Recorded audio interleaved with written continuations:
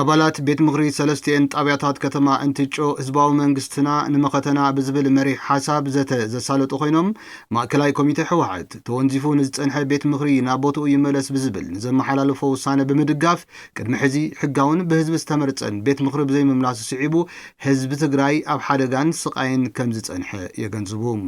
ክልል ዘይብሉ ቤት ምክርና ጣብያን ናይ ወረዳን እንታይ ገብር ነይሩ እዚ ብሰላሕታ ምክሬትና ተጨውዩ ነይሩ እዚ ናብዚ ቤት ምክሪ እዚ መንግስት ምምጻእ ቤት ምክሪ ዘይብሉ ሕጊ ዘየለ ኮይኑ መዓት ስርዓት አልዎ ኮይኑ ነይሩ ቀስ በቀስ ከም ጨውን ሓቅና ዘለና እዚ ኢና ክንትርጉም ዘለና ማለት ስለዚ ቀስ በቀስ ካብና ሓቅቅ ሓዲኡ ንግበር ዝብል ተህዝ መጽኛ ውሳነ ትክክለኛ እዩ ለአና ጎዲና ይዝ ትግራይ ላዕላውነትና ተወይርና ተፈናቀልና ፋሒዱ ተፈናቀልና ኣብ ከይዳ ተሰፊሩ አደጋ ሞትን ጥሜትን ኮይኑ ለአና ይድውየና ህዝቡን ወቅቱ ሓዲ ወጽየሎ እቲ ተወንዚፉ ዝነበረ ቤት ምክርና ክምለሰልና ብተሓዋስና ነው ወደፊት نعمت فك عمتنا كان مرض كان هزب تقرأي متلقوا ملكنا حدا مليون الفرقان تخول هزبي ففرق قيدو ملكنا مريت الفرق عاودي يوم يكتب وزيك عليه مريتنا زمدس مريتنا بقواو بسرعة مدلس مقرأ تفكرني آيات زيون زوجتنا أيضا وتما بلات وسيخون كم زغلصو دما حزب تግራይ ዘዋጽኦ ዝፈልጥ ህዝብ ዳንበር ዝበልናካ ስማዕ ዝሃምናካ ብላዕ ንዝብሎ ገዛይ ሓይሊ ዝምብርከ ኣይኮነን ዝበሉ ኮይኖም እዚ ናይ ጸላእ ሽርሒ ንህዝብ ትግራይ ሓድሽ ከም ዘይኮነን ህዝብ ድማ ሓድነቱ ኣስጢሙ ክቃለሶ ከም ዝግባእን ይዛረቡ ዝህዝብ ስርዓት ወጽዩ ስርዓት ተርጊሙ ስርዓት ፈጺሙ ዝኸደ ህዝብ ዝበልናካ ስማዕ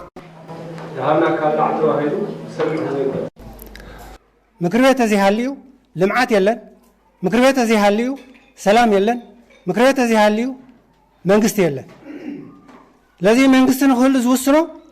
ምክር ቤት እዩ ዝኾነ ኮይኑ ኣነ ብዙሕ ግዜ እዚ ከምዚ ዓይነት አካይዳ ግዜና ራእኻ ትኸደ ይኮነን ግዜና ተጸበኻ ትኸደ ይኮነን ምስቲ ግዜውና ተቃለስካና ተጋፈጥካና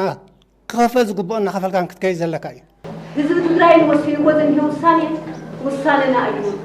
ይድውየና እዩ ጸኒሑ እና ተጸቦና ጌና ጸኒሕና ኣብ ደገና ሲእና ጸኒሕና ወሽከለና ተባሃለ ጸኒሑ ህዚ ኣብ ወቅቱ ሓዲዱ ወጽየሎ ንሕና ከም ህዝብ ትግራይ ማለት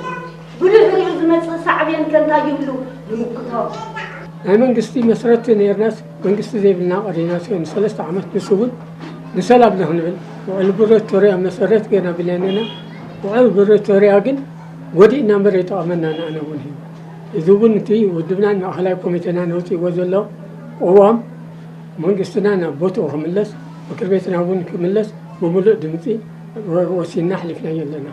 አፈ ጉባኤ ቤት ምክሪ ከተማ እንትጮ ወይዘሮ ርሻን ደስታ ቦገነን እቲ ኣብ ዝተፈላለዩ መድረካት ዝካየድ ዘሎ ዘተ እዋናውን ወሳንን ምዃኑ ብምግላጽ ከም ቤት ምክሪ ከተማ እንትጮ ነቲ ውሳነ ብሙሉእ ድምፂ ምድጋፉ ልክዕን ሓቃውን ኮይኑ ቤት ምክሪ ክልል ትግራይ ተወንዚፉ ብምጽንሑ ድማ ኣብ ኣብያተ ምክሪ ወረዳታትን ከተማታትን ዓብይ ጽልዋ ይሕዲሩ ከም ዝነበረ የብርሃም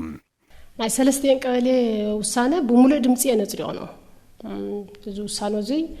ታሪኻዊ ውሳነ እዩ ንህዝቢ ትግራይ ካብ መጻው ዘውፅእ ውሳነ ስለ ዝኾነ አውዚ ናብ ድርድር ዝቀርብ ናብ ዘተሓተት ውሳነ ስለ ዘይኮነ ብሙሉእ ድምፂ ናይ ህዝብና ውሳነ እዩ ናይ ህዝብና ድምፂ እዩ ናይ ማእከላይ ኮሚቴ ውሳነ ናይ ህዝብና ውሳነ ናይ ህዝብና ድምፂ እዩ ብዝብል የንወሲዶ ነው ማለት ቤት ምክርና መን ከም ዘፍረሰውን መን ከም ተወንዚፉ ይጸኒሑ ብርግጽ ኣይፈረሰን ካብ ስሩሑ ጠጠው ቢልዎ ዝጸንሐ አካል መን እዩ ዝብል እውን ሓተተ ጸኒሑ እዩ ሕዚ ድማ ካብ ሕጊ ወጻኢ ተወንዚፉ ዝጸንሐ ቤት ምክሪ ንሰላም ክንብል ጸቂጥናዮ ዝጸንሕና ቤት ምክሪ حزناو نوري ملس بالوسانة زرقاقز وسيء وسينو بس وسانة زي بيلي إدمان الطبيعات وريدون السرقاقز أنز سداز الوحزي نبيت مخري وردا وسانة ونزيو أمو داتا أتي بمأكلة كوميتي حواحات استمحال على وسانة ناي بمبال أتي أبكل تشحن 10 تقلتن عام تمرت بالعلا خلتن نتبشوعات مليون حزب استمرت من قصة تقراي نابوتو خملس أبالات بيت مخر سلستين طبيعات كتما أنتشو بملو دمتي بموسان اتمدرخ ተዛዚሙ